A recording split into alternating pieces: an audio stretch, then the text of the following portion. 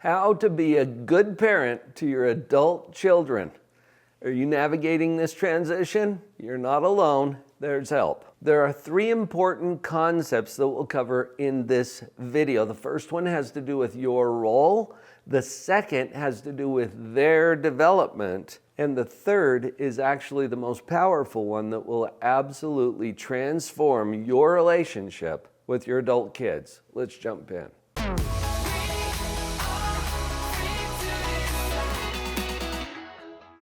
As we get started, let me just say, I'm with you.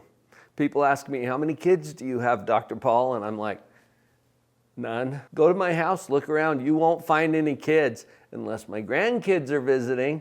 Now, I raised 4 children in our home together with my lovely wife, Vicki. You've seen her on the channel here. But I don't have any kids. They're all adults.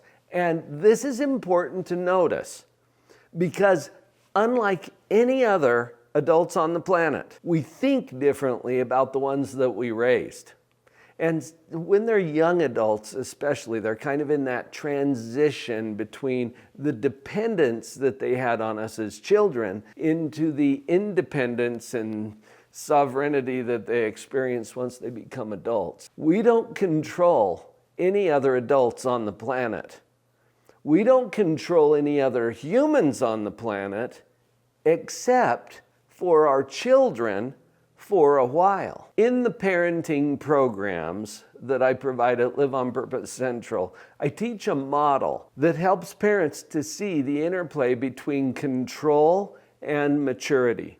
In fact, if you go to the URL on the screen, drpauljenkins.com/stages, I will give you the model that I share in the parent coaching that I do that will help you to see what I'm talking about there. We control our children at first. And think about it, when they're first born, they can't do anything for themselves. So who gets to do that?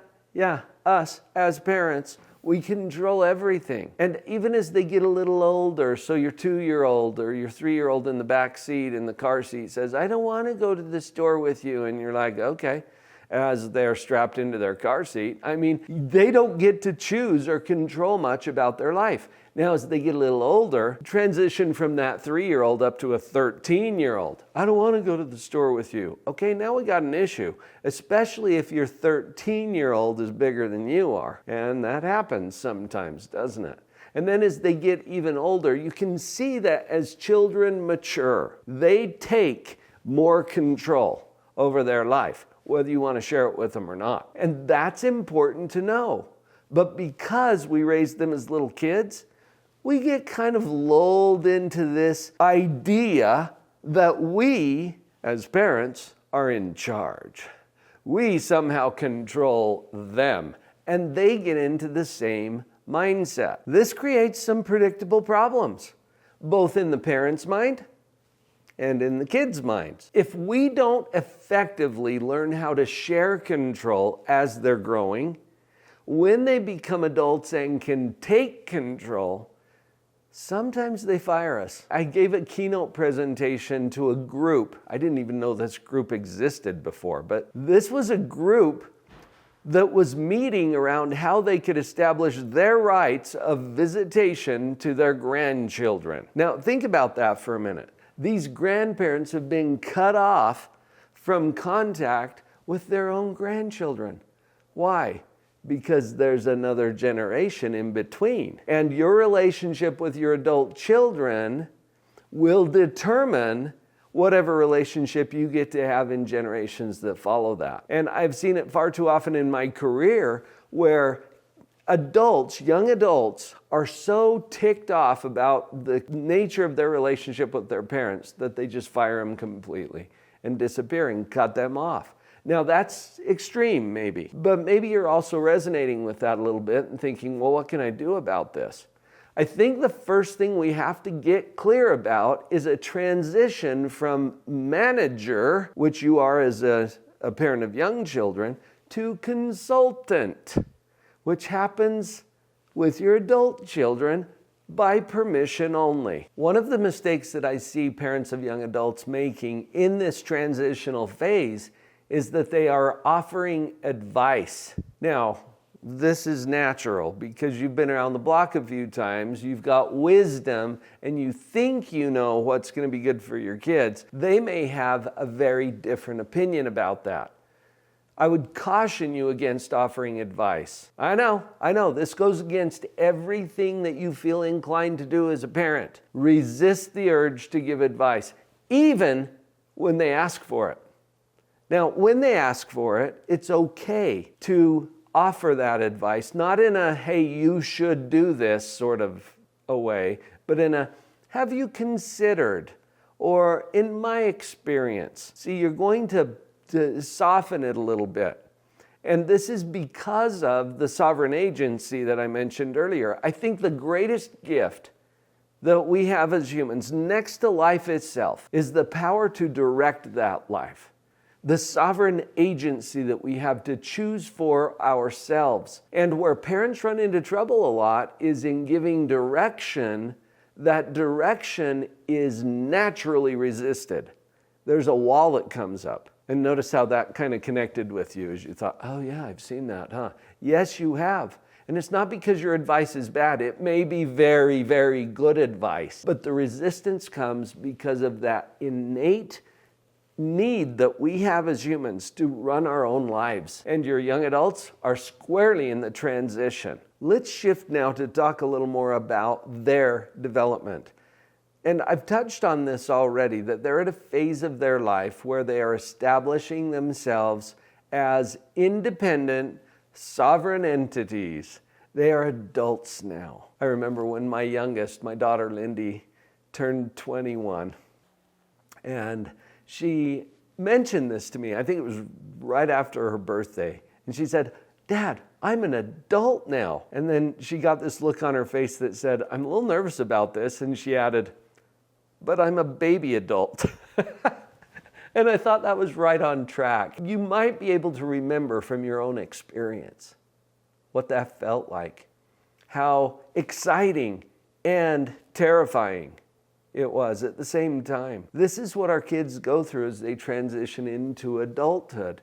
And they really want to do it themselves and may sense that they're not fully equipped to do that yet. That puts us as parents in a really nice position to be available to them as a resource, as a consultant, not to control, not to instruct, not to make sure that they anything, but simply to be there as a loving entity that can support them as needed or as requested. I think we have to resist our urge to fix everything. I talked about the urge to give advice. Well, that's what fixing is all about, right?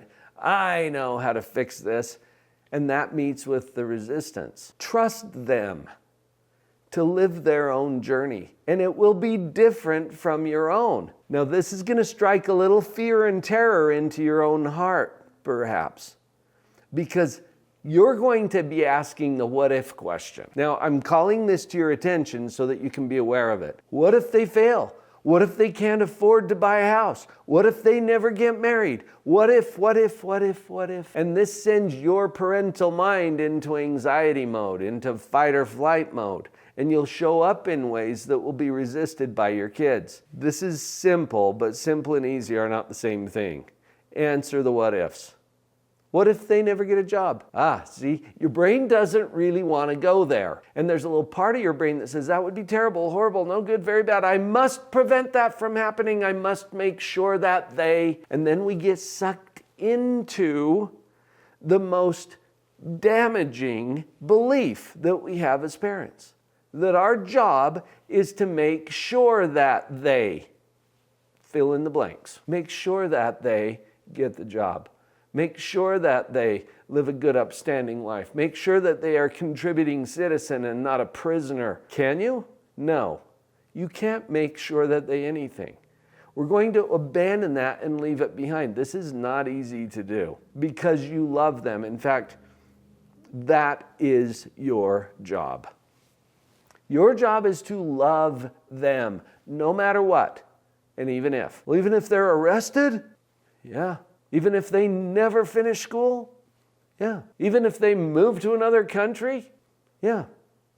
I mean, play the even if game as long as you need to. What if this happens? What if that happens? Your job is to love them no matter what, and even if. It is not to make sure that they anything. Now, think about that for just a minute. And I'm talking very boldly with you right now because this is the thing that gets most parents into trouble with their adult kids. This is what has people cutting their parents off from themselves and the grandkids that might come in the future. This is the key right here. Your job is not to make sure that they anything. It's to love them no matter what, and even if. Now, what does that look like? We're not going to get into all of that on this video, but hopefully that gets your brain thinking a little bit more about how you can be a better parent to your young adults or your adult children. There's a really great book out there, and I'm going to give a shout out to Mel Robbins. And Mel, you did a nice job with this book. It's called Let Them, the Let Them Theory. Go find that.